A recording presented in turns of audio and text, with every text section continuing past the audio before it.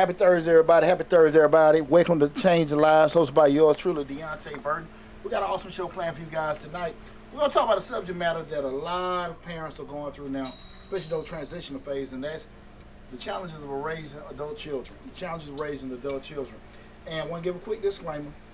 When we talk about this subject matter, it's not necessarily pertaining to what you should or shouldn't be doing as far as getting your kids out your house or how you need to be raising your children. It's more so to have that open discussion in regards to parents that may be in a situation where their kids have entered adulthood and they may be still at home and they really don't want them home, or nearing adulthood and they don't necessarily know how to transition them out.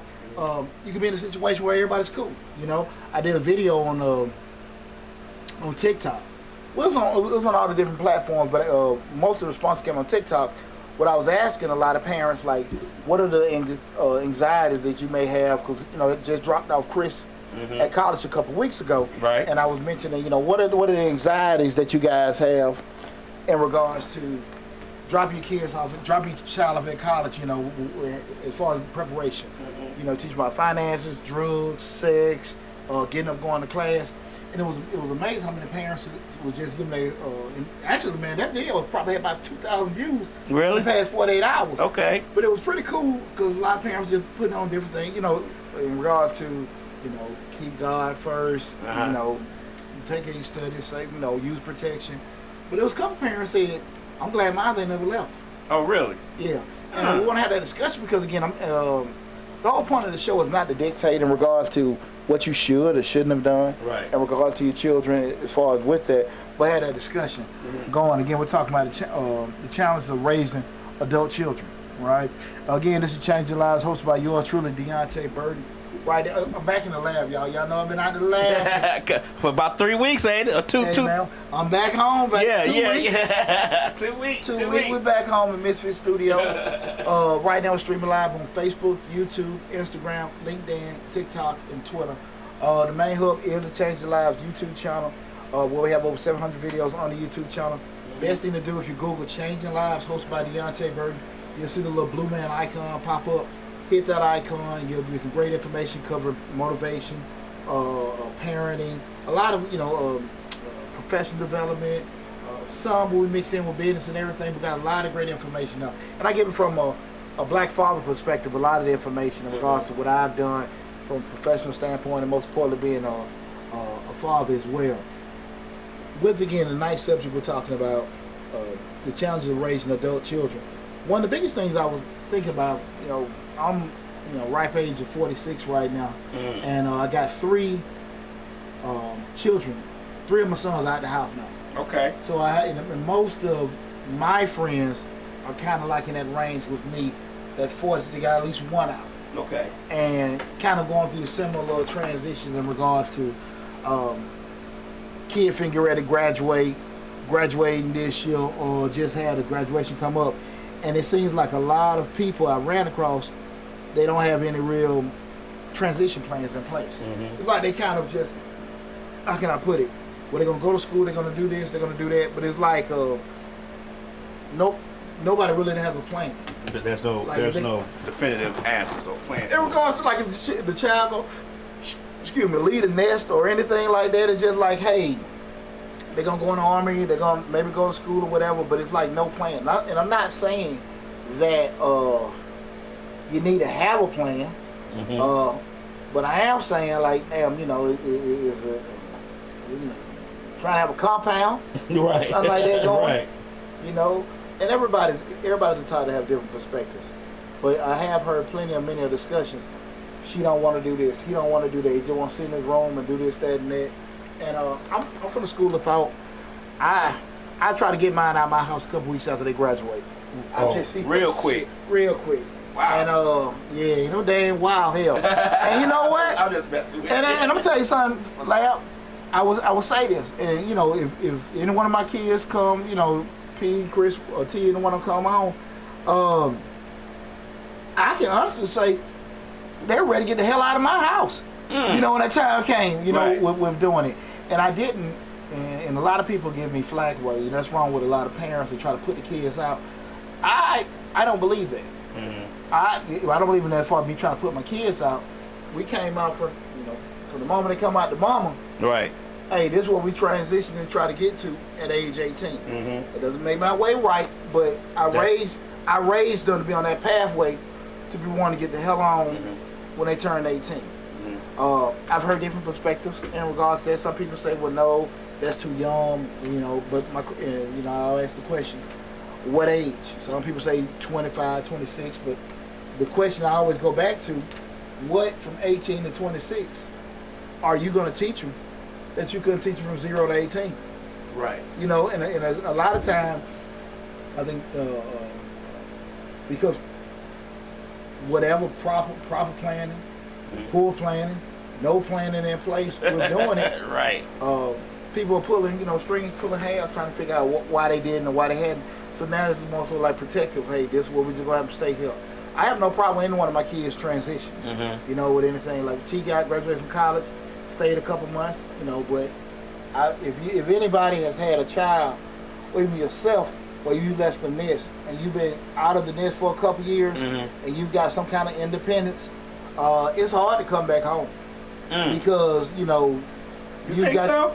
Yeah, it's hard to come back home if you had some independence. Okay. Because you're going to want to move how you want to move, do how you want to do. Come in when you want to come in. Yeah, come in when you want to come in. It's their house, parents' house. We're doing it. I mean, even with me, when I first got Army, just, okay, cool, I'm moving this way on my own.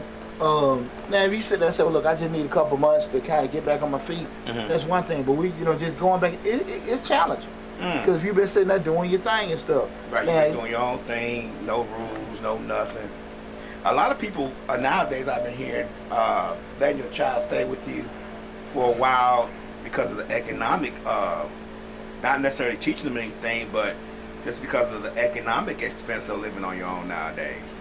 That's real quick before I run my mouth. Guys, the call-in number is 678-740-9894. I apologize. Feel free to call in and comment on the subject matter we're talking about. Again, we're talking about raising adult children. Again, that's 678-740-9894. 678-740-9894. I mean, that's a fair point with saying that you would, have the kids come out because a little rough out there getting started and everything. But shit, that's not that mouth for me to feed. Let me tell you something, bro. What if they have a job though, like they have a job, they have their own job, but the price of, let's say, a one-bedroom apartment is $2,500 a month, and they have a job, but they may be making $1,200 every 2 weeks or $1,000 every 2 weeks or something like that. So they can't even afford it because, and this is a regular office job, like they can't even afford it because they don't make enough money just for the rent. I mean, that's a fair point. I mean, Right. you have more to transition and stuff like that. And, again, if you have more to transition, that could be not just your child. It could be a sibling or, parent or whatever, we're doing Right. it and stuff like that. But I'm talking about more so we're looking at the dynamic of there are a lot of kids living under parents and no kind of transition plan is in place. Like, everybody's just trying to figure out, what you going to do? I'm going to move. Kids tell you that just get you off their back. So what you gonna do? Well, we're gonna I might go into college or I might go to Army. Like, there's been no kind of planning, no kind of thing set up. And then, God forbid, we talking the other damn dynamic. Not only raising adult children, you're raising they damn children too. You raising grandchildren. FDB. You raising grandchildren. Man, who the hell? Right. That's a whole different thing. I would love, I'm cool. Papa, Poochie, or whatever. Right. Come over, play, everything good, but shit. Go home after that. Hell yeah. So we're going to talk about all that tonight in regards to the challenge of raising adult children. The call-in number again is 678-740-9894. Again, guys, I got my perspective. Lab has his. Slick has hers. It's not an issue. We're trying to tell you guys what to do or the right way. We just have an open discussion. I feel how I feel. I ain't trying to damn convince anybody. Right. Because I moved the way I moved, and I've been moving like that from day one. I don't think that's realistic for me to sit here and tell someone what to do. I get that question asked me a lot. With my kids, even with going to school, and I'm like, hey man, I've been going over a process for 18 years with them. I don't necessarily know if that's fair to you or your kid. I can give you information, but to make some kind of wholesale changes and stuff, I don't necessarily know realistic. That's realistic. You know, right. Because somebody, I can give some ideas to my children that I might have picked up from lab, but we ain't been moving like that. That's kind of hard to pick up. Not saying they can't do it, Right. but I think that, you know, that's a steep learning curve for all of us. We're doing this. But guys, feel free to call in 678-740-9894. And we start talking about these challenges the parents might face with raising children rather. I got a lot of them. Yeah. So, guys, please call in Right. and give me your feedback in regards to if you feel it's cool, it shouldn't, you got a certain age that you feel they should do it or shouldn't, or anything like that you don't think is realistic at all. Please feel free to call in 678-740-9894. Now, we're starting everything off. The very first one I think is probably one that's the most common with a lot of parents. And I seen that every time I drop my children off at college, or even just things they had to do, you know, you see even when they're in high school, they have college fairs and certain things because a lot of parents want to be present, be on top of it. It's just that it's hard to let go. Right, and the first one is just letting go of control. One of the biggest challenges is learning to let go and allowing your adult child to make their own decision, even if you disagree or think that they might make mistakes, right? It can be a tough transition from a role of authority to one of support and guidance. A lot of times it's hard to, you know, a lot of parents just say, look, I'm in control. And when, you know, one thing about it, I try to do that senior year really in particular. You know, you give them a little space. They might go to movies here and there in high school, go to a party. But that senior year, really, I try to give them a lot of F-up rope. And what I mean by F-up rope, like the, man, go do this, go do that, thing. Then, you know, did you get up and take care of that stuff? Right? I ain't standing over you to do it. I'm not going to remind you to do it because I know they're going to be in a situation where I'm not going to be there. I know that they're going to have to get up in the morning and go to class. I know that they're going to have to damn do their laundry, and I know that. I know they're going to have to, if they have issues with a professor, they got to address it. If they don't have certain things coming up, whatever, they got to address it. So I try to give them a lot of rope. When I say the F you rope, you don't mess up. Mess up. Right. But to do that, because now you're going to bump your head a couple times, and they see, oh man, and now they more cognizant of what they got to stay on top of. Right? Okay, I got you. That's kind of how I always kind of do that with them, but I give them a whole lot more rope that senior year, just to kind of like bump your head, and not fuss at them when they forgot to do something, but more so like, hey man, maybe make them. Check them in a way where like, hey bro, you know ain't nobody gonna stand over you. What you about to say? I was gonna say, I was gonna ask a question. Do you think that letting go, a lot of parents had that behind, they had the not wanting to let go behind the I don't want him to make them or him or her to make the same mistakes I made. You know that you hear that a lot of times. Yeah, controlling what happens in the adult child's life. It's masked behind I just don't want them to make no mistakes like I did. Totally covered up with fear, I get it. But at the end of the day, when can you learn? Right. We had to fall when we learned to ride that bike. Right? We had to sit here and walk in kindergarten and middle school and high school, as scary as it was. You know what I'm saying? You had to go through that kind of stuff. You know, some things they have to learn on their own. You talked about this on this show many a times, that sometimes letting go and trying to guide them so they won't make mistakes, that's just not the path they want to go now. You get what I'm saying? You've said this many times, that sometimes like leaving the business to your child.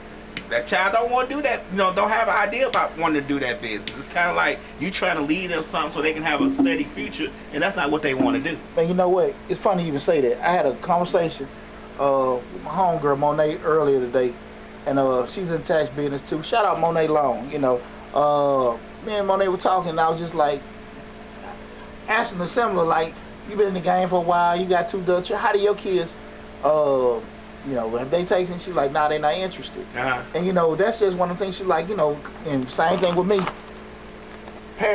Kids of parents that probably have had some success with, especially with business and stuff like that, don't be so quick to want to go into it. And like I told you before, most of the times what I've seen personally, where kids really gravitate to the family business, you like that fucking up or something. And parent kind of like, look man, your ass, I'm tired of getting your ass in out jail, got to pay for all your babies and whatever.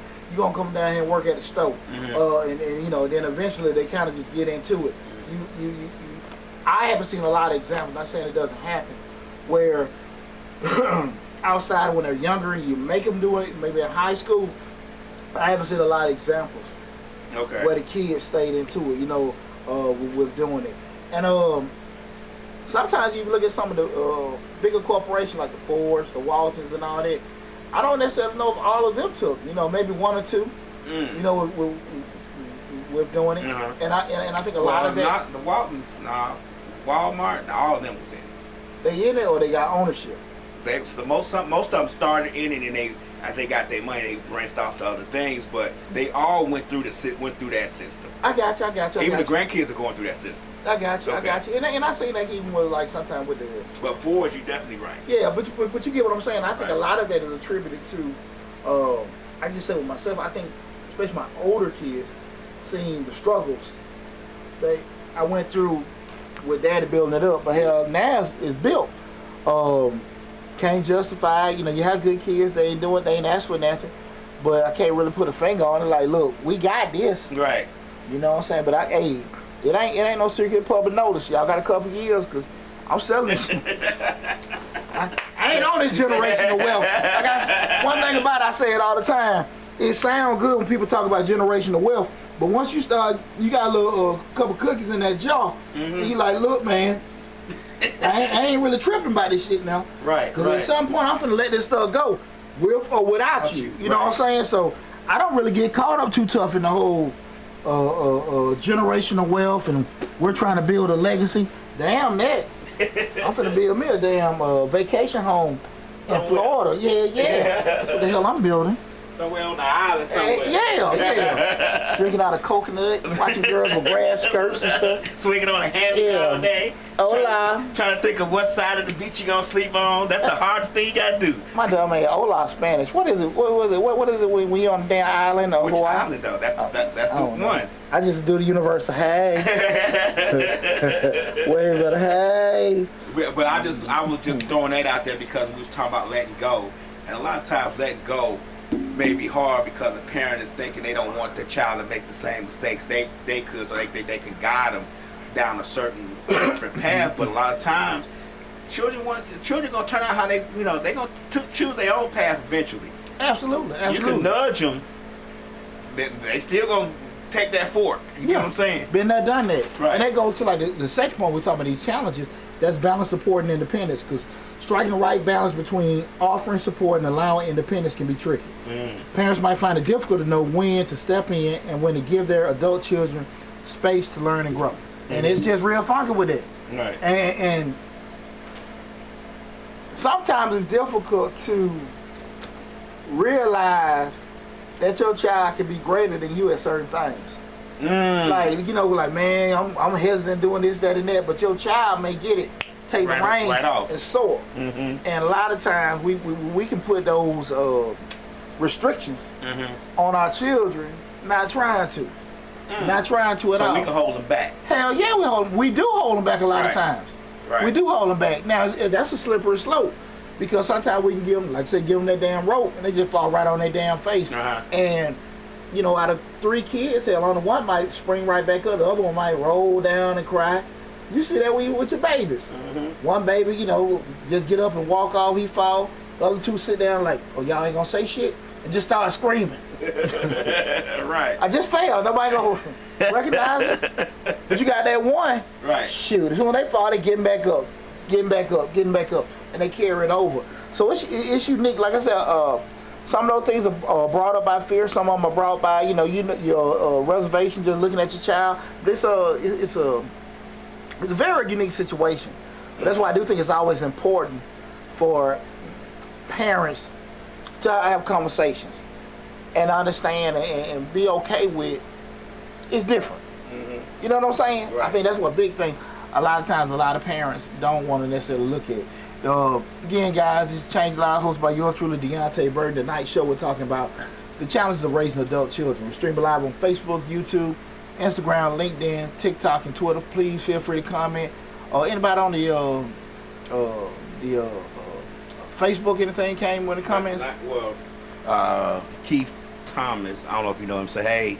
Keith Thomas, R&B Soul, Southern Soul, sing and say hey. Okay, cool. Yeah, What's going on? Keith, we appreciate you tuning in. Hey, appreciate that, Keith. But yeah, again, we're talking about the challenge of raising adult children. The first one was letting go of control, balance, and the other one, balance, support, and independence. The third one is a communication shift. And communication shift real funky because, oh man, hold on 1 second. Hey, Google, stop. Hold on 1 second, man. I don't know what popped up on my damn. The what's the name went out on the TikTok still there. Oh. But the Google came up. It came up from you talking. Yeah. Oh. I ain't want that. Google Assistant. Yeah, for real. Let me get that out there. Give us 1 second, folks. Trying to get it right. That's cool. All right. And then the next one is communication. Communication dynamics change as children become adults. Parents need to adapt to their communication style to be more open, respectful, and considerate of adult perspective and autonomy. And that's one thing about it. You know, I had this conversation with my boys. You know, especially with Chris. You know, me and him was talking. Mm-hmm. Hold on 1 second, man. What the hell going on? Okay. One of the biggest things I had with.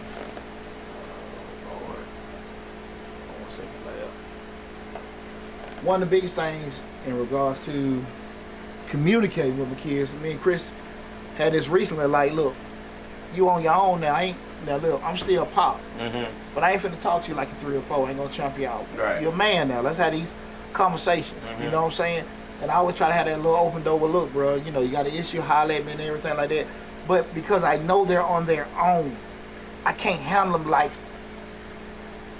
he will. Right, you know what I'm saying? Right. The one to live with me can't. So I got to talk to you as a man. And one rule I always had with all my children, you know, growing up, in our house we don't front on each other. Mm-hmm. You know, we might joke between us, but don't ever talk about your brother or something like that in public. Right. We don't do that with each other. Right. Now you see people clown in front of their people. They don't do that shit. You know what I'm saying? Like, no, if somebody talk about your brother or your sibling or whatever, no. Right. Your mama, daddy, no. No, we ain't. Look, no, I want to hear that. We ain't going to do that. Not the family. And I think that's one thing a lot of times, a lot of parents forget. My child is adult now. I can't handle him like he was a little boy. Right. Now, the kicker is what? A lot of parents give them that adult respect, and they still act like a little boy or girl. Right. You know what I'm saying? I can't decide anything without my mom or daddy. I can't make any kind of decisions. I can't go out here and look for a job or do this, that, and that. I'm 25, 26 years old, 30 years old. I still got my mama fill out applications. Oh. My daddy doing all this other kind of stuff. Right. So, I'm not saying it's fair or it's warranted, but a lot of times, put yourself in that position. And I'm a firm believer, man, you can't create ambition. You can't create motivation. That. Hell no. Inspiration. You can't. You can inspire them a little bit, but they have to inspire themselves as well. A lot of children don't inspire themselves. You can't want stuff more than another person wants. Right. You can hope they catch along. Let me ask you a question. That speaking of that, do you think a lot of times parents go so hard for their children on that perspective of, you know, communication, not treating them like a child because, you know, they want something so much more than the child wants? It's a tightrope. Right. Because one part you can be like, you spoiling them. Another part, excuse me, can be like you're providing for them. And you don't know how that kid gonna receive it. You're giving it out. Now once you start getting your signs, well, looking at it, you can sit here and say, well, look, man, this man, they ain't appreciative and they're not damn douchebag, whatever. But you can have another child in that household. Thank you, mama. Thank you, daddy. And everything's trying hard. You're not doing no different. But you just, it's tough. It's the individual. Yeah, exactly, because we work so hard. But now, again, the issue come up is once you see the sign that this damn person unappreciative, you're going to keep doing it. My kids had a nerve one day, bought them something to eat. Hey, man, you know, we eating and stuff like that. You know, I'm kind of like, you know, I ain't not from the school of thought that, you know, I get your food and I eat all your damn food. But, hey, bro, let me have a fry. Right. No. I threw all that shit away. Oh! Mother, you know what I'm saying? I threw all that shit away. I bought this shit. If you ask me, I'm going to share with you. Right. I didn't ask for your meal. Right. But you don't do that. Give me a couple fries. You know? No. No. No, I ain't going to say his name. One of them, too. Spit on it. When I say I grabbed that shit and threw it in the garbage. Right. No. Right. You forgot who paid for this. Come For on one. now. And even if not, family. Now, I ain't saying I'm gonna just take all your food and all the other kind of stuff. I heard people say, well, you should have ordered enough. Damn that. Right. Damn that. Because I can say that when your ass needs some damn money, whatever, you should have worked a little harder. I can say some more stupid stuff like that. Right. But that's not the case. A lot of times, when you see those kind of things, that's what I'm going back when you're asking about providing for your kids. How do you kind of know if you spoiling them or whatever? Right. I just feel like it's hard to say don't give them so much because again, you don't know how they're gonna receive it. Right. Because again, one of your kids, everything, they appreciate it, daddy, and I'm talking about just totally glad you did it. Right. And you got one just act like no big deal. Like you You owe it didn't to do him. nothing different. You didn't do nothing different for him. Right. Nothing. But you did see that. Mm-hmm. He don't appreciate shit. She don't appreciate a damn thing she do. And you gonna keep doing it. Mm. Now that's when it's on the parent. Right. You feel me now? I think most parents, it's just my opinion, I think most parents say they're not going to do it, but do continue to do so. What do you really think reason you think for that? Because I think that a lot of times they say to themselves, well, if I don't help him, he never going to get it right. So I'm going to do it because they think that they eventually they're going to straighten out. It's like when you're in a relationship. You try to change a person because you want them to do right, but they keep doing wrong, but you keep saying to yourself, I just love them a little bit harder. What Willie D say? Try to change him. Make him be an angel. Yeah, Keep put your whole life in danger. Put your whole life in danger. Shout out to Willie D. Right. You gotta let him. Yeah. But that's the same perspective. You get what I'm saying? Absolutely. But it's I don't know if it's tough. I think sometimes when you try to address things like that, to me, you kind of have maybe like, am I being a failure? Did I do something wrong? Parents can go through a whole rainbow of emotions. Mm-hmm. Why they don't check it. But I am a firm believer that you can't control how they react, Mm-hmm. but you can control how you react once you see the behavior. Right. And that's probably what it is a lot of times. And that's why I asked you that. And I think everybody it's just a ton of different reasons. Mm-hmm. You know what everything doing it. I'm gonna give you like my children. My children has a thing now. They all adults. They all supposed to be all on their own, and they have a thing now where they think I'm just the bank. Like they think I'm just, and it's like it's not just one. All three of them ask me for money. Like, and it's not once a week. I mean, well, it's at least one of them every week. Three of them, every 2 weeks. But it's like, and I'm telling them like, I can't afford to keep giving y'all money. You get what I'm saying? Like, you got to get it on your own. But at the same time, I'm thinking, well, dang, if I don't, what's gonna happen? You get what I'm saying? Okay. I don't most of the time. Sometimes I do, but I'm thinking in my mind like, if I don't, what's gonna happen? But then I say I need to let them do it because they'll figure it out. They first thought, I think, is always just to call me or to text me and ask me instead of trying to figure out another way to do it. It's frightening. Because, Right. And I think that's the thing with any parent, your fear of putting yourself in a bad situation gotta be greater than your fear of letting them learn the hard way of doing something. And that's just a lot of parents that fear hasn't got that great yet. Mm-hmm. You know what I'm saying? That's just typically what it is.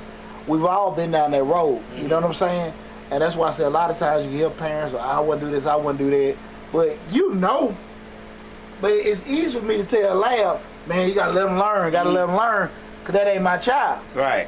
But then a lot of times, though, I say really and truly, and that's usually with any case. You telling me to let them learn, but at the same time, you over there changing your son tires. I'm not saying that's what you doing. No, you don't. You get what I'm saying? But that's an damn example. right. You tell me, man, you gotta let them learn, and then as soon as you walk out the door, your son tell, I need you to come change my tire, Dad. Absolutely. Right. They doing something contradicting what they telling you to do, but also they really just don't have that emotional attachment that you got with yours. Right. And it's scary. But you know what I just said and what I do mean, like your fear of continue to do this, or that can affect you personally. Once it gets greater than that, then you be able to see it. But do you think that most, and I guess when we get older maybe, but do you think that most parents fear of themselves, of hurting themselves, or whatever the case may be, is greater than the fear of them children getting hurt? Regardless of their age. Something gotta happen. I'm gonna be honest with you, Lab. Mine ain't really had a big problem with it, but I tell you, when I went through my damn divorce, and I seen how everybody kept moving in a different way or in a cool way, and I'm over there sitting there all in the dumps. My shit, take care of poochie meter, got a whole lot greater. Right. So any one of my kids know if daddy not happy, we're not doing it. Right. Your well-being is that's a priority of mine. Your well-being. Right. But my mental happiness, and physical. My happiness is priority. Right. So if I'm not happy doing this shit for you, I'm not gonna do it. Right. I'm not gonna do it at all. Because at the end of the day, I've seen my kids grow up and I made sacrifices, painful sacrifices that could have helped me or made me happy to do for other people. Right. And then they don't really appreciate it in my eyes. Right. Or go the pathway that I wanted to do. So again, well-being, priority.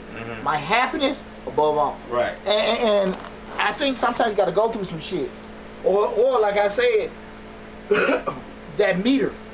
That, where you say like, look, my shit, whatever, something got to happen to you. And a lot of times, that fear just don't get that big. Yeah.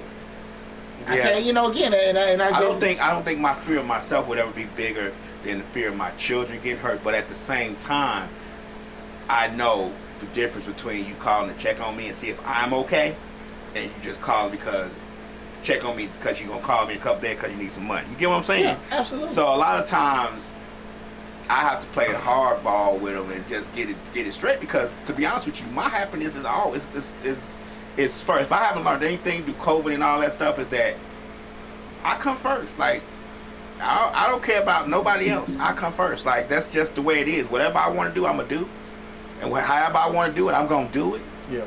Cause like you said, my happiness is above all. Yeah, because as we get older, we start seeing people pass and whatever, and at the end of the day, people mourn, people feel bad, but the world keeps moving. Yeah, that clock keeps turning and everything like that. You can walk right out of a funeral at any given moment and see all kind of construction, folks driving down the road. Life's still going on. And at the end of the day, you sit here like, man, I got to do this and worry about this with my kids. They got to do this with my grandbaby. Man, no. Right. No, look, man, y'all got to do something. Get y'all together. Got to do something. Seriously, man, because at the end of the day, people, you can be gone. You have to make sure you enjoy yourself. Tomorrow, it is real, man. These bills will keep going. I lost a lot of people close to me. And it's like, people keep it moving. They hurt. They miss you. But shit, they gotta keep going. Absolutely. Right. So you gotta be very, very careful with that. Again, guys, we're talking about the challenges of raising adult children. The call-in number is 678-740-9894. Again, that's 678-740-9894. When we talk about those different challenges. The next one is one that I think, kind of alluding what Lab just talked about, and that's just those financial boundaries. Financial support can be a complex issue. Parents may struggle with setting boundaries and determining how much financial assistance, if any, they should provide to their adult children, especially as they enter the workforce and pursue further education. Now I'm sitting there like, me and one of my sons had a conversation, and I keep all names out, but I'm like, hey, bro, shit, me and your mama pay this. Right. You getting this, you ain't gotta pay it. Where the hell your money at? Right. Oh, well, no, man. That's not how this works. You don't want me checking you like you foe. But I'm finna do it if, get me out of this. Right. That's the thing about it. Like, cause again, like, when people don't find that priority, like, your money. You want my help, but you want my help the way you want it. Right. I just need to pay this. And when you won't. Yeah, so I'm telling you, I'm grown. You can't tell me I pay my bills. Well, leave me alone. Be grown when you paying your bills. Right. Be grown when you out there going to the club. Be grown then. You feel me? Right. Don't turn to no little boy when you need to borrow some damn money. Right. Right. Real talk, man. Keep it grown all day, every day. Hey, goddamn, and you know what? That is really any parent's dream. Cool, because I always say, like, just be able to, I felt real proud when I went over to T House and I was able to walk in and say, like, man, damn, this my son's house. You know, just say, hey son, can I take you shit? Man, you good, daddy. Right. Hey man, grab a little drink. Man, go in the refrigerator. Right. Man, that we did family. Hey, my son told me I go in this refrigerator, I'll grab this remote. I felt good about it. Right. That's it. That's a father's dream. Right. Okay, shit, I'm at my son's house. Right. I'm on the phone. Hey man, yeah, I'm at my son's crib watching the game. Right. Yeah, you know that. So that was cool. But at the end of the day, man, you know how many times people had them conversations where the kid calling them, asking them all that kind of stuff, parent. Because like one thing that my grandfather told me when I was a teenager, and I have really ingrained that in my kids: you want me out your damn business, keep me out your business. Period. And that's anybody. Right. If you need me, reach out to me. Right. But don't make me playing B or C. Go a little bit into the alphabet. Go a little bit into the alphabet. No, children making you playing A. Yeah. Go a little bit into the alphabet. Because if you won't hit my damn mouth, you won't hear shit I got to say, bump your head a little bit. Right. Hit me at X, Y, and Z. Yeah, go eat some Vienna sausage. Right. You know what I'm saying? Go fry some spam. Right. You know what I'm saying? I don't want to hear this shit about you hungry. Right. No, come on now. Cut that piece up in about 20 pieces. You know what I'm saying? Right. Yeah, get you some potted meaty crackers. Yeah, there you Hit go. me up. Go through some shit. Right. Go through some shit. Right. And then why I go back to as a parent, we gotta be okay. We gotta be okay with letting them go through it. I fear, man, he over there hungry. He ain't damn hungry. Shit, he can get some potted meat. If he hungry, he'll figure it out. Yeah, there you go. Right. There you go, man. I mean, I remember when my roommate, I'm with Deonte Jones, that's my roommate at Fort Hood.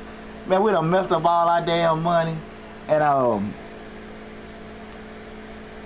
remember we ain't had no money to go to the club. We want to go to Too Short concert. This is in the late 90s at Fort Hood. We ain't had no damn money. Tay said, man, boy, come on, I got you.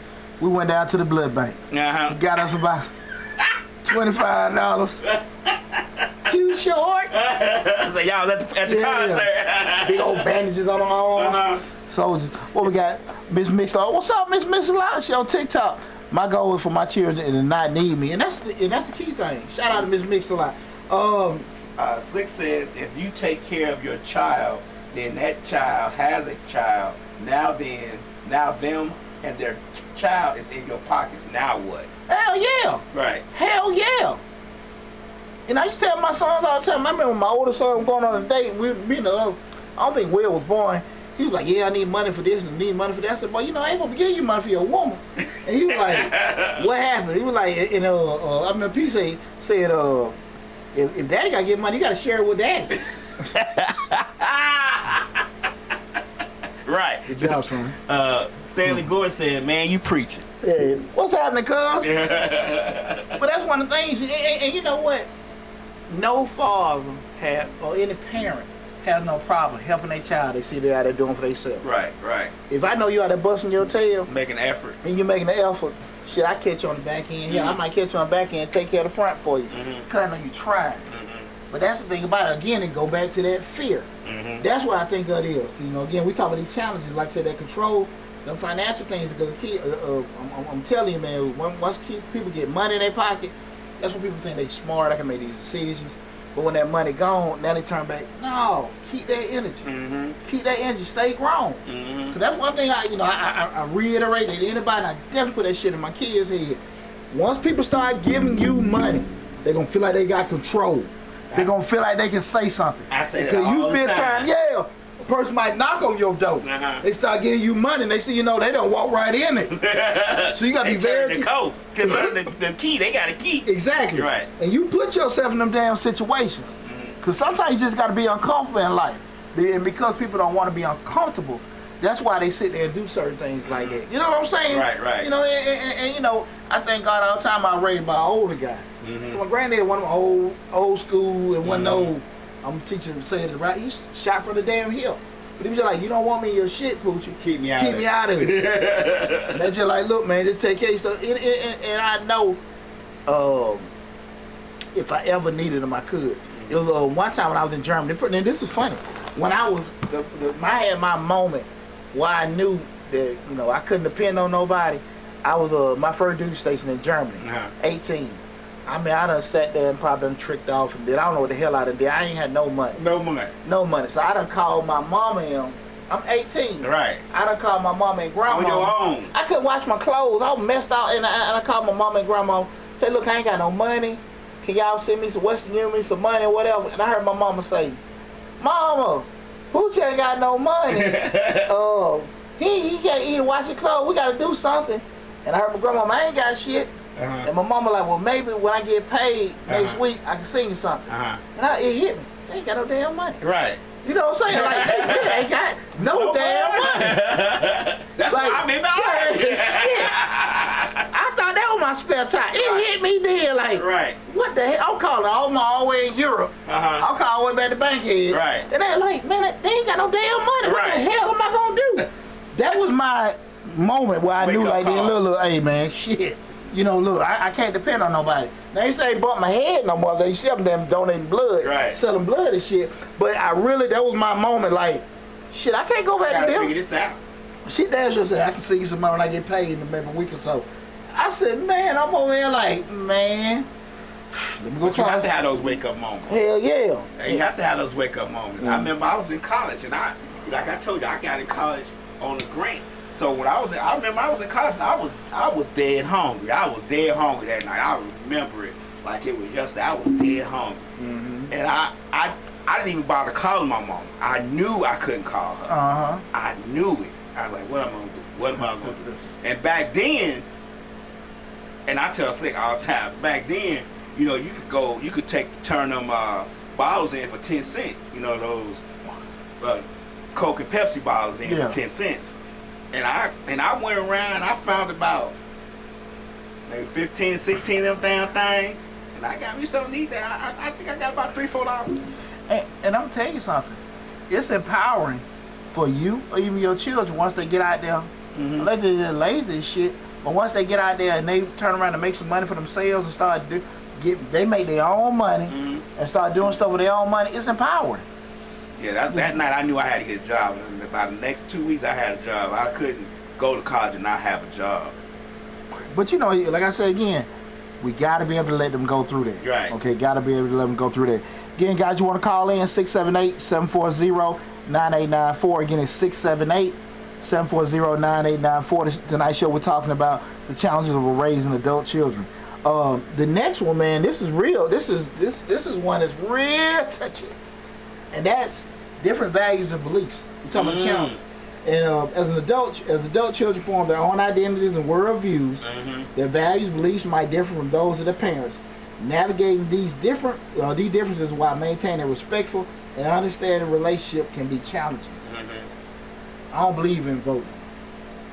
I don't want to whoop my kid. Right. We're going to just send them to private school. Right. You know what I'm saying? Right. You know, I don't want to work for the white man. I don't want to work. I ain't going to get up. I ain't doing a job. Right. And the white man got to tell me what, all that kind of. I don't believe in no pagan holidays. And you be like, well, what the? Did you get this damn thinking for? You know, you just sitting there like, what the fuck? Did the aliens get my kid? I mean, they get views and stuff that you just sitting there like, you know, I'm gonna burn the Bible. I don't believe in God. Damn America, I'm not a citizen. All kind of stuff, and it's not the just sitting and say somebody's stupid, but it's just being like, okay, open-minded enough, and it's very challenging because the average person not really open-minded. Yeah, a lot of us think that we are, but in all honesty, 90% of people are not open-minded as they think they are. I seen a video. It was a video. I think a father found out his son was gay. He just started beating on him, and it was a fictional show. It was on Instagram or TikTok. And you know what always triggered me to go to the comments. Good dad, good dad, good dad. And I think a lot of times people say that shit because they went through it. You know what I'm saying? And I think sometimes you find out that your child may be gay, that your child sitting there done changed the religion or how they raising their kids, or they don't want to do it. You gotta sit there and say to yourself, look, this ain't me. This ain't my life. This ain't my damn life. Right. And it probably hit hard a little bit more on two things. If you're still taking care of them, or you know that you're probably going to get some kind of ridicule. Exactly. There you go. Appreciate it. And that's one of the things about it. And a lot of parents go through that. Well, I don't believe in I don't think a kid actually believe in their lifestyle. Right. I don't think a kid actually believe in the way they discipline to raise their kids, the way they work and stuff like that. But that's one of them things, man. You start talking about, we're doing it like as a parent. They're totally against what we're doing it. I'm the first of my family with everything, man. I'm telling you something, dog. Like when I decided to go in the Army, none of my family went to college. And they, just me going in the Army, I was very adamant, like I'm going to the Army and then go get the money to go to school. Like nobody was hearing the school part. Right.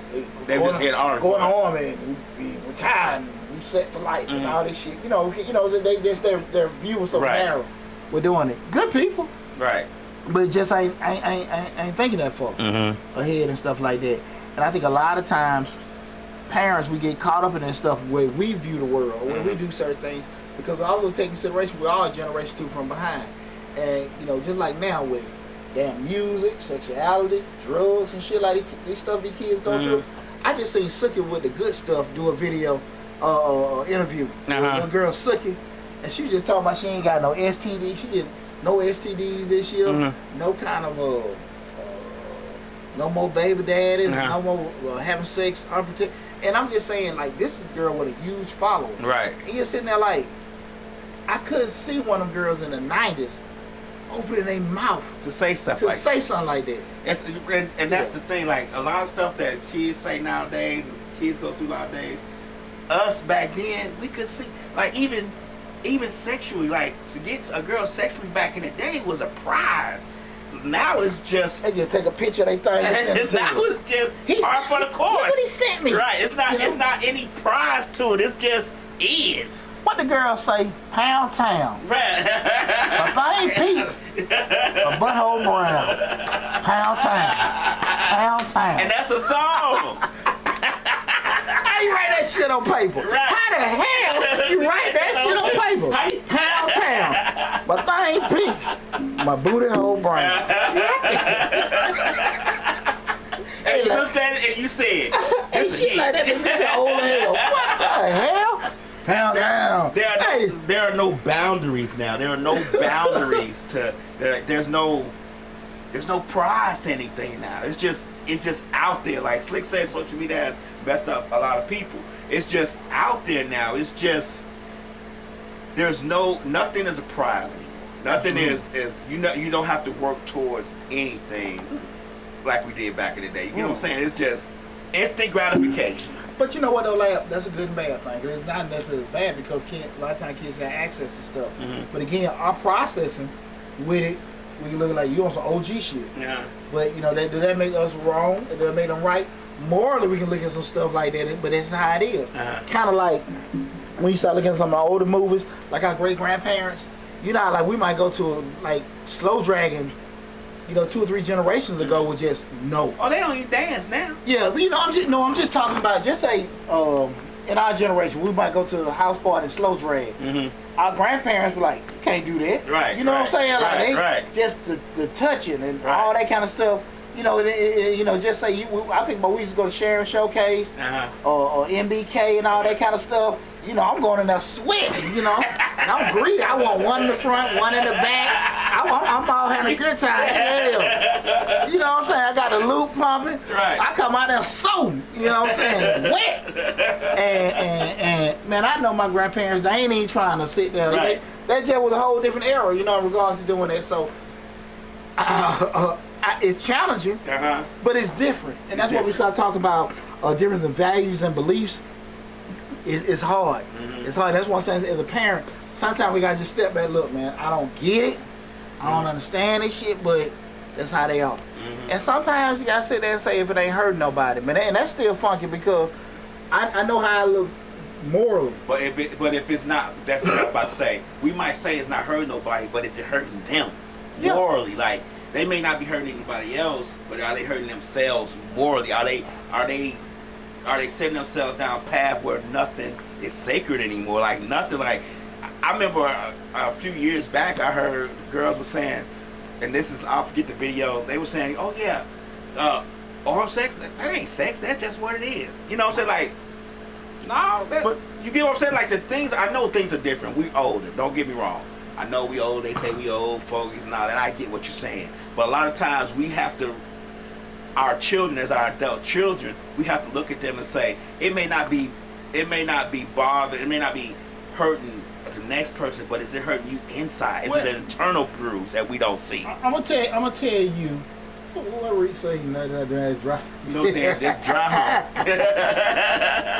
Shoot, but those were good times, boy. Shout out to Sharon Showcase. Boy, we was wearing white clothes with a neon light. Oh, if you from Atlanta in the 90s, you know. You wear your all white and Sharon's got a neon. Lord. I never been a Sharon Showcase. Little big booty girls on the stage. Right. What's up? Then you go to Club Excess, boy. Boy, Atlanta was, that's a whole Atlanta, boy. That's a whole Atlanta. Oh, Lord, boy. Well, you have to worry about getting shot coming out the club. No, man. Just having a good time. Come out with a pocket full of phone numbers. Yes, sir. Real West Side player. Right. But you know, but to that point, one thing I do stress with that is when I try to be just looking at other views, we're looking at things different from a moral perspective, is can you handle the ramifications of how you think? Mm-hmm. Because, you know, I'm probably old school, me being a business owner, just being in business and going through corporate America, I'm probably a little bit more jaded with grooming. Mm-hmm. I tell my kids, hey, this, that, and that. And again, things ain't changed. You know, like, you know, some folk got braids, some folk got dreads. I'm a little old school, like, hey, man, you trying to do this, trying to do that. And when I try to stress to my kids or any young person I talk to, like, look, can you handle, like, it may not be fair or whatever, but if you get skipped over because of your dreads, you get skipped over because of your long beard, you get skipped over because of your braids, well, now that it don't matter, because you can't want to come to my party or come in my house and do business with me and dictate to me how the hell you gonna look. Right. And that's anything, right? Right. So with that said, you know, that's what I try to have them conversations like, look, I get it. You want to express yourself, you want to do that, that's cool. But understand the ramifications may come from it. Don't mean it's fair, don't mean it's right, don't whatever. I'm just saying these are the things, and if you are cool with that and you can handle that, okay. Right. But that's why I try to have them conversations like, look, I get it. When I want to have you can't tell me what to do. I get it. But you're trying to work there. You're trying to be a part of that. And unfortunately, your opportunities are going to be dictated on some things. Some people base stuff off, you know, like you said, it's not fair, but if I, like you said, if you come to my party, you gotta dance if I tell you to dance. That's just the way it's go, or don't come. And that ain't necessarily even about cooning. Because again, that could be just, you can be an old school brother. Just like, look, I want everybody clean shaven. Yeah. Shit, it may not be right, but I'm just saying, that's why I say, you just got to understand, if you're going to go down that route, that's fine. When I came out of the Army, there were jobs, you know, like, you know, they offer jobs, especially with fire. It's different now, police and all that stuff. And I remember a brother, he took a light to me. He was like, man, I can get you in with the fire department. So, you know, I'm on this pretty boy shit. I got shaved my beard. He said, yeah. I don't know what the standards are now. We're talking in the 90s. I wasn't even trying to hear shit. Nah. So he wasn't trying to hit. Face. Right. Like, no, hell no. Like, there was no. And he just thought I was just the most stupid. And different federal jobs. Like, just the whole notion, I had to shave my face. I look at now again, I ain't really want to do that. But just when I was telling these guys, no, they're like, man, you gonna turn down this kind of wages because of hair on your face? Yeah. And I can stand on it. So that's why I can tell people, look, you gotta, if you can stand on it, right, cool. Right. But don't be sitting there whining and tripping because folks have to do that, you know, don't want to, you know, buy into. You understand what I'm saying? And that's why I think a lot of times, a lot of young folks, even people in general, miss out on it because they don't want to stand on how they feel on something. They just feel like my way. What you about to say? Go ahead, I'm gonna read this comment. You know, a lot of, you know, that's just how I feel. That's the way it should be. Now, if you want to sit here and do this, these are the rules of that party or the rules of that game. You gotta play by them rules. Right. You can't make your own rules. You know. Stanley Gordon says, I agree with what you guys are saying, but some things just should not be done, even though it is not hurting you at that time. Some things you do have a butterfly effect. A 5-year-old girl should not be doing certain dances, whether it's a group or solo. And I agree. I agree with his statement. I 150% agree with it. But check this out. Let's go with this. Let's go with this scenario. My son bring granddaughter over. You just talking now. Son bring granddaughter over. And they got my granddaughter over there. She the music come on. She over there pee-pop. popping her butt, shaking her butt. Twerking. And I'm over there, I done lost my MF mind. What in the world going on? She just dancing. Baby mama or girlfriend, I'm sorry. They say that. Son over there ain't saying nothing. Now I can sit here and say, well, hey bro, y'all can't do that in my house or whatever, this, that, and that. But at the end of the day, how far can you go? You know what I'm saying? So you're in a funky spot with doing that. And you know, I'm a firm believer in addressing. Right. One thing my granddad always told me, don't you ever leave no situation where a person don't understand where the hell you stand. Right. Because, like I told Chris the other night on some situations, your silence, now that William, your silence mean you agree with it. You agree to So it. if you got a problem, say something. Right. That don't mean they're gonna agree with it, but a lot of times, you know, keep telling somebody what to teach you. You need to address it. Don't mean they're gonna agree with you, but when you don't say shit, that means you sitting there agreeing with it, right or wrong, because you ain't saying nothing about it, and you need to say that after the fact. But it's it's real funky with doing that, because again, that's what we're talking about, different values and beliefs. I'm standing on it. That's how I feel. Y'all can't come on my house. Y'all doing it, son. If she gonna be doing it, or at least y'all can't come on my damn house. Right. I'm not gonna deal with y'all like that. But you gotta be able to stand on that. Right. And a lot of times people they don't want to do that. Passive aggressive. Yeah. Hey, look, well, I want to see my grandmother. That's something they got them doing that. No. That's why I say sometimes that feel of not seeing your grandmother. That feel of not speaking to your child. You know what I'm saying? Gotta be less than you sitting there saying, look, I am not gonna deal with this, because if I gotta deal with this shit, I ain't gonna be happy around you. Right. I can say from just seeing, from just being around Slick and her grandchildren, she addresses it. Now I tell you, you gotta address it a little bit, maybe a little bit not, because she's so West Side. You know, she's so Simpson. You gotta address it a little bit different. But she does address it because, and she stands on it. Like you said, if you're gonna be doing that, you can't come over here. Like her granddaughter is 7, and her mom has this thing where she don't think the granddaughter has to wear underwear. And Slick like, no, she needs to have her own dang on underwear. Like, you know what I'm saying? Like that needs to happen. So, and the mom like, well, no, I don't think it's necessary around the house. And she like, no, it's necessary all times of the day. Everywhere you go, so and those be them slippery slopes, because at the end of the day, I know what even Slick telling her that, look, okay, well, we'll do it over here. Right. But at the end of the day, you ain't gonna convince nobody to be a certain way. Right. That just be them tough situations with doing it. You know what I'm saying? I'm not saying that's the case, but those kind of things. Look, let me just get Poochie shut the hell up. So let me do it while you're over there. Yeah. But when you come back home, it's a free for all. Exactly.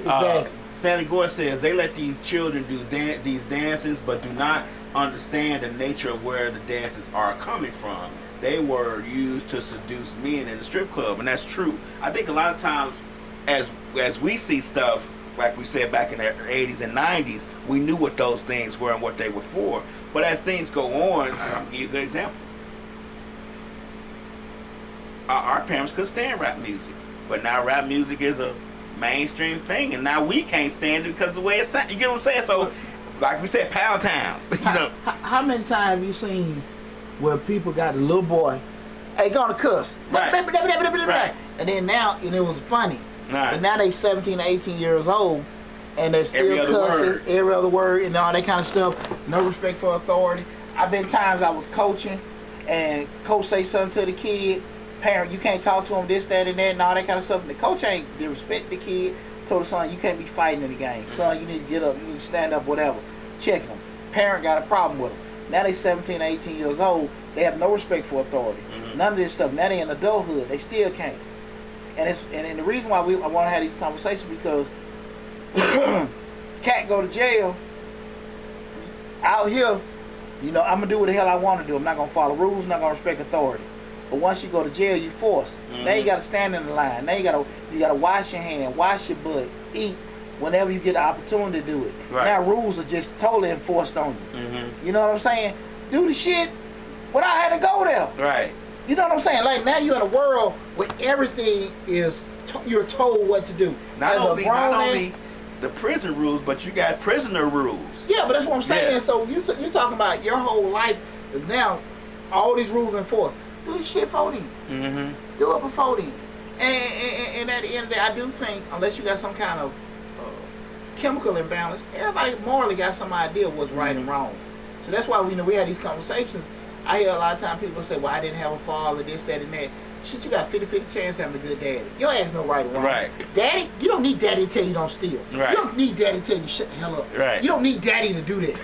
Daddy will help you with some stuff maybe from a male perspective, but just legal shit, you don't need daddy to tell you that. Right. And that's real talk, man. That's real talk.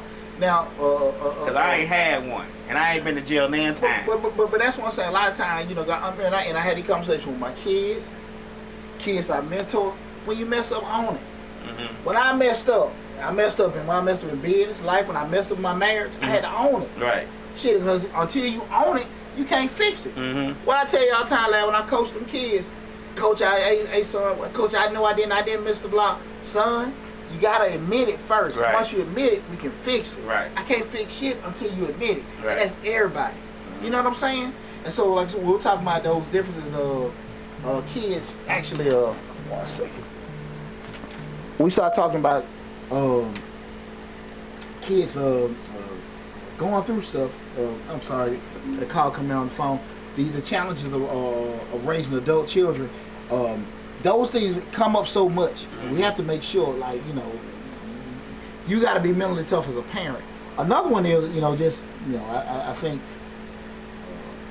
I struggle with myself, with my children. That's probably advice and interference.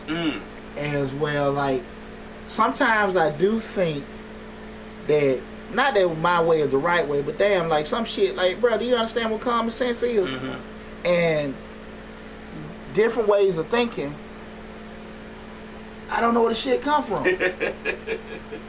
Well, I was reading the book, How Outwitting the Devil. It says that a lot of times we are influenced by the things we see and the people we're around the most. They have either negative or positive influences on Absolutely, us. absolutely. And sometimes parents, we can kind of let stuff go away. Mm-hmm. And sometimes you just know where the hell it come from. Mm-hmm. And when you start looking at those particular things, just like, look, man, I'm trying to school you, give you some game.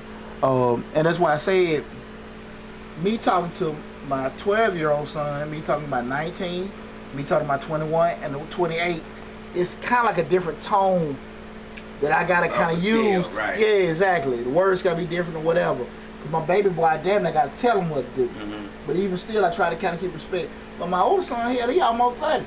Right. So I can't talk to him. He got a damn family. He got a house. Right. He got a job. You can suggest. You know what I'm saying? Yeah, exactly. I can roll this bike. Right. But like I always tell my look, man, I'm gonna tell you, look, and what I always say, I ain't no big proponent of unsolicited advice. Right. When you call me, I always ask first question. So what you ask for my opinion? Right. I ask that because I'm not gonna get into the same shit that you're not gonna listen to. Right. My air is precious. Right. You know what I'm saying? And I've been in those situations where you try to talk to them, and as they get older, you want to kind of keep it well. Look, you do want to be able to have some communication with you. And you don't want to have so much because you're so damn stuck on the way you move that it keeps them away. Mm-hmm. So I try to keep that respect level with my children, like, hey, what's what.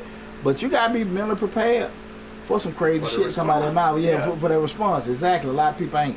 Another thing we start talking about challenges. We're gonna be able to wrap up soon, man. I got a lot, but man, this conversation. I wish some of you guys call in. They want to comment on social media. But this is a big one too. There's boundaries in personal space. Mm-hmm. Be able to know, okay, look, that ain't mine. Like I said, like, no, I got an opinion about how you doing my grandbaby, but ain't my problem. Shit ain't my. It's tough. Right. It's tough. Right. Like you just said that with all that we're doing it, the problem come up is again now, especially, you subsidizing the helping. Again, like I said, put you want out your business, don't put me in your business. Right. Don't ask me for this, that, and that. And I'm like, well, damn, the kids ain't got this, that, and that. But you ain't asked me for that or whatever. I got to be careful with that. Mm-hmm. And I'm not saying I got a right to say something if I'm helping you. Right. But people have to be very mindful of that. Mm-hmm. But you don't like how, damn, man, I don't think you need to be going to that job. Bro. Right. It makes sense to do that and all that kind of stuff. One key thing, Tony Hawk, the skateboarder, at one point, this was years ago, he had, a mask, and it's probably more than that. At that time, it was like $30 million business with the skateboarding industry.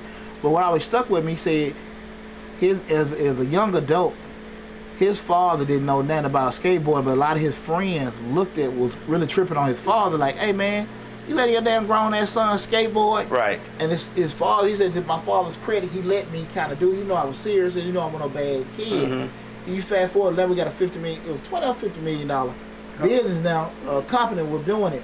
But he said they stuck with parents, kind of give your kids be the rope, right, to do that. And I've tried to do that, and I think a lot of times I try to ask my kids. Some stuff I'm like, I don't see it.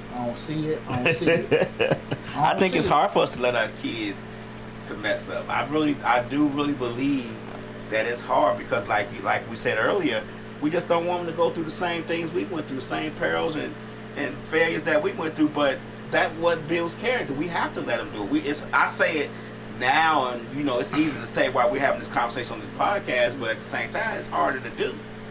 You know, you see your child for the mess up, it's going to be a big mess up. Do you step back and let it happen? Especially when you got to fix the mess up. Especially that. Right. Especially that. Again, guys, we're talking about raising adult children. Just having an open conversation in regards to, if you want to call in, the number 678-740-9894. And the last one I want to run over, and this is the very, very tough. Mm-hmm. And that's one is really siblings and family dynamics. So you guys, let me. I'm sorry to cut you out. I think it's one more we should hit before that, that's maintaining an emotional connection. Okay, maintain emotional connection. Mm-hmm. When we talk about as children become adults, they might become more independent and busy in their own lives. Mm-hmm. Maintaining a strong emotional connection, spending quality time together can become very challenging. And I struggle with this because, I mean, I look at just, I always told my children, man, once a week. Mm-hmm. And I always say, just holler at me, you know what I mean? Right. And worst case scenario, it takes 3 seconds to do what? Shoot a text. Shoot a text too. Shoot a text. And as my children got older, my older son, maybe every 2 weeks, P-Dog still maybe come up. Chris, he in college now and everything. But just look, let's just, hey, check on me. Yeah, I'm going to check on you. I said that to my children a lot too. You know, I didn't mean to cut you off, I'm sorry. Mm-hmm. I said it to my children a lot too. You know, just check on me. You text me when you need something, text me when you don't need something. Yeah, but and I think a lot of times, especially with me, you were lucky in your divorce. Your kids my kids chose sides. And they chose her side over my side because the story she was telling, it wasn't their business why we got divorced. And I didn't think I didn't want to tell them whose business, you know, what happened, because it's none of their business, they're my children. But she chose to tell them some that's here and there. But they chose sides, so that emotional connection over those years that we divorced and fighting and all that other stuff got lost. Yeah, just 'cause they stay with me don't mean they ain't shooting on side. Right. I'm gonna say that, we get that disclaimer. I'm gonna just get that disclaimer. I think I just got one daddy's boy. Don't get me wrong. I think I just got one daddy's boy. But the sides, they know which one that is. To make a little bit more when they're there with you when you're not. See, because my kids were older. Yeah. I mean, when I got divorced, my youngest son was 19, 20. Gotcha. You know what I'm saying? So that connection was already a little strained because, like you said, he working, he doing his own thing. But once the divorce happened, that emotional connection got totally lost, and it got lost for years. So now it's trying to come back together in the last few years, but it's still strained because I feel like they only come to me because they want money. You get what I'm saying? Yeah, and like you just had that, what you call a genuine connection. Right. Like, do you really give a shit about me? You just want me to help you. Right. You know, we're doing that and stuff like that, and it's tough. Mm-hmm. And it's tough, and again, I'm not sitting here trying to say my way is the right way. If you do this ain't gonna happen. Shit, I can't. I can't.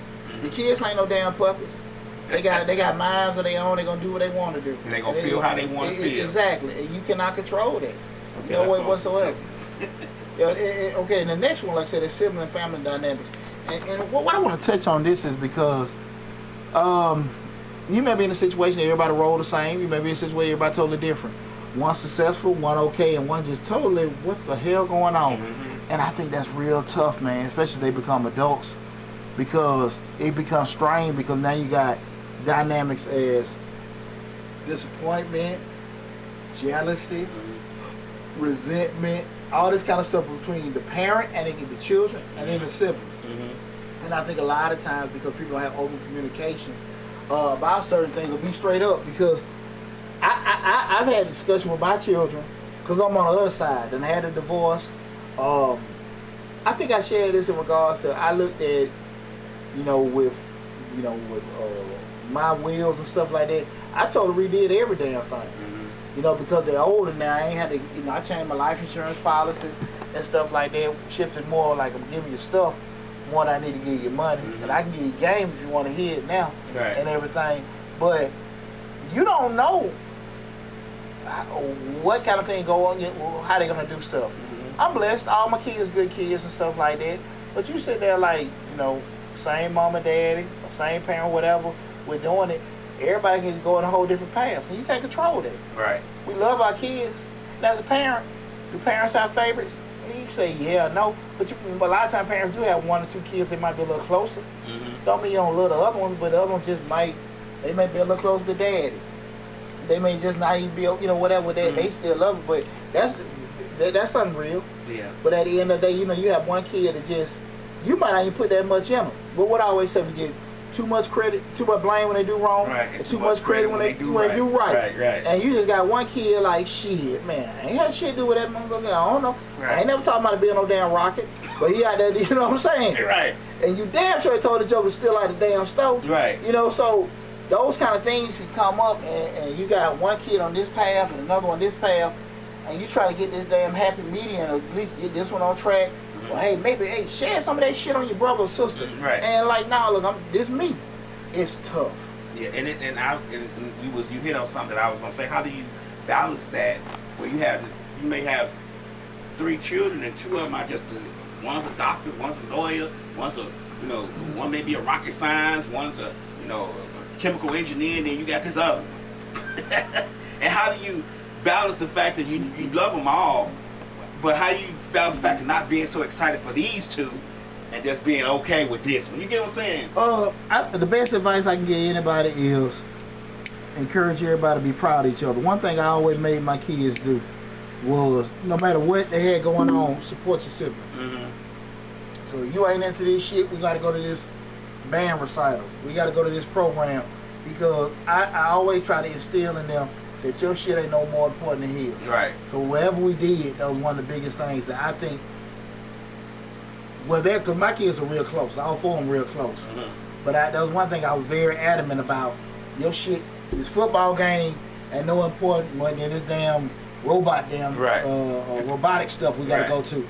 And so, anybody into your shit either. But we gotta go. We gotta go. I tell my older son, I'm gonna see your ass lose. We said the race, your ass done damn lost. We ain't seen that shit. But as they grew older, we really respect each other's different paths with doing it, and that worked for me. I don't know if it's gonna work for somebody else, right? But it's tough because your child become president of the United States, other child becomes shift supervisor. Right. Just hey, be glad with it, and also. I always say they be proud of each other with doing it, and that because I can honestly say this, dog. As I think I've been pretty successful in my life on my mama's side, my daddy's side. My cousin close. I ain't never felt like I had no hate or jealousy. You know what I'm saying? Now, I've been in places where I'm doing this, that, and then some of them be like, some of my cousins might be on the same path, and some of them ain't. And when you get to talking about, hey, I'm doing this, that, and that, you know when you're talking Chinese or Arabic, and they're good cuz.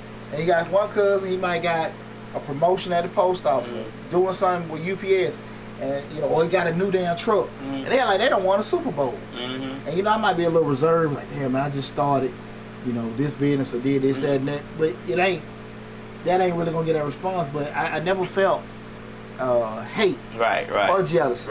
Don't mean it happened, but I never felt that, and. I think a lot of times, as long as everybody kind of acknowledge or see what's going on, I think that'd be the thing. And even with parents, that's a good question. I think with parents, as long as everybody kind of have respect, well, that's the path they going, that's the path they going on, and man, and be somewhat interested when you ain't interested. If that makes sense. Right. And well, what that is? Okay, cool. All right, cool. That's fine. And because all my kids totally damn different. Right. You know what I'm saying? But I've always pushed it. I don't necessarily know. Being honest, if that's going to carry forward with my youngest son, because he got 3 adult brothers. Right. So I don't have the control. Well, I made everybody go. Now they damn really on their own got to come and go. But I am that to call, hey man, you need to be at your brother's shit. Right. to an adult son. Right. Are they gonna come or not? I don't know. Right. Ooh, But you made the effort to say, hey, yeah, you need to go. we'll do it such and such. Yeah, exactly. Where you at? Yeah, because somebody went to your shit. Right. And everything. So even with my older son, try to say, okay, look, let me try to go to a couple of his games. He coaching high school ball. Let me go to a couple of his stuff and sit there and everything like that. You know, we're doing that. And just try to keep that nature going. But it's tough. It's tough and everything. Got any comments, anything before we close it out? Slick says that being a responsible person in the family is not always who she wants to be. It's a heavy burden. So like if your children has one who's just responsible, that's a heavy. And I don't think I'm mad at my, because you know I have two sisters. You wouldn't know it, but our relationship was strained from the shoot. So that's a different thing. But just being a responsible person, everybody always relying on you as the sibling to do the right thing and do what's necessary to maintain the family. You get what I'm saying? Yeah, man. I mean, I'm like I said, I'm the first college, first business, and all this other kind of stuff. Even with the bachelor's, masters, and all that kind of stuff. Part of it be kind of like a euphoria. People look at, okay, you know, esteem thing. You know, it might be my arrogant side, like, hey, we're doing that. The other side is pressure, and then the other side you be like, man, I'm tired of always being like responsible. Yeah, give me some rope. I can F up. I need some space. We're doing it. You know, we're doing it. But sometimes you gotta be realistic about it. You know, it's just like with leadership. Pretty much anything that I deal with, Lab, you know that. President, this, board member, this, that, and that. But that come with it because when you go down that road, especially being like a leader, you gotta be okay with everybody ain't liking you. Right. Everybody ain't. You know, with what you got going on. You had to do some stuff to somebody close to you, fire a friend, demote somebody, but as long as you being consistent and fair, that's all thing you can ask for. All thing you can do. Yeah, but when you have a certain skill set, you got to kind of, and that's one thing I even give with my children. When you a certain way, you got to be okay with it because what'll happen is, if I know I'm a person that, you know, a lot of times be in leadership, I can't be complaining about folks ain't doing it right if they ain't got a capacity to do certain things. Right. So so I can help them, give them advice. If they don't want it, I need to get my ass in charge. This shit ain't gonna work right. You know what I'm saying? Right. Well, I always tell you all the time. Well, why the hell every time we go to these little class functions? Well, what's up, 95? Why the hell Poochie always in charge? Why? Right. Because the shit get done right. Right. I mean, come on. And efficient. Yeah. So, but I'm saying, if somebody else want to do it, do it. Hit the keys. I don't want to drive. Shut the hell up. And that's how life is. Right. You know, people complain what the mayor should do to this, that, and that, but they don't understand that. But they never try to sit there and get in there. How many times do people will never be supervised at their job? They always complain about the supervisors, but they don't want to take that responsibility. I ain't got time for that to do that. Right. All kind of reasons why. Right. You welcome to say anything you want to say, but realistically, how far can it go? Like you can tell me, you know, turn left, but if you're not driving, hey, that's how it is. The reality of everything.